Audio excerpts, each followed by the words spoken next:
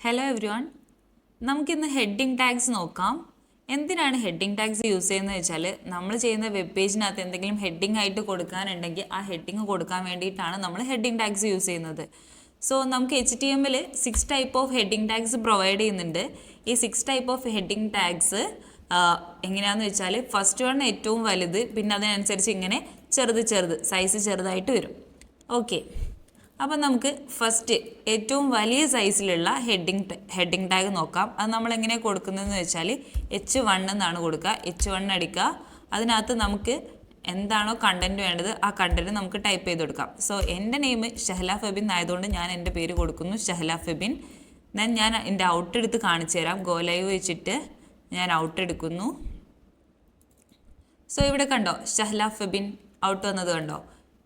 Okay, ഞാൻ next tag കാണിച്ചു തരാം.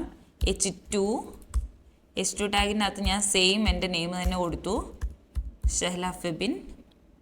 പോട്ട് ഓൾറെഡി റണ്ണിങ് ആയതുകൊണ്ട് ഞാൻ ജസ്റ്റ് ബ്രൗസർ എടുത്ത് നോക്കി ഷഹല ഫെബിൻ. കാരണം H1 കുറച്ചുകൂടെ സ്മോളർ സൈസാണ് H2. ഓക്കെ, എന്നാൽ ഇനി ഞാൻ ബാക്കിയുള്ള ടാഗുകൾ കൂടെ കാണിച്ചു തരാം.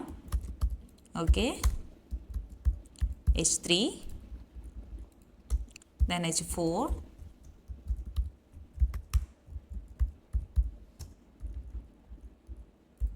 then H5,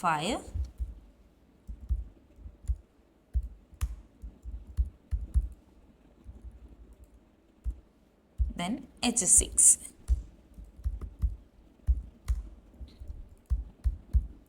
okay, pot already running ആണ്. ഞാൻ ബ്രൗസർ ചെക്ക് ചെയ്യുന്നു. ഓക്കെ, H1 ആണ് ഏറ്റവും വലിയ size. Then H2, H3, H4, H5, H6 ആണ് ഏറ്റവും ചെറിയ സൈസായിട്ട് കാണുന്നത്. ഓക്കെ, അപ്പോൾ നിങ്ങൾ ചെയ്യുന്ന വെബ് പേജിനകത്ത് നിങ്ങൾക്ക് ഏത് ഹെഡിങ് ടാഗ് വേണോ അത് വെച്ചിട്ട് നിങ്ങൾക്ക് യൂസ് ചെയ്യാം. ഇനി ഇതിനേക്കാളും വലുതാക്കണമെങ്കിലോ സ്റ്റൈൽ ചെയ്യണമെങ്കിലോ ഒക്കെ നമുക്ക് സ്റ്റൈൽ വിളിച്ചിട്ട് ചെയ്യാവുന്നതാണ്. Okay, thank you.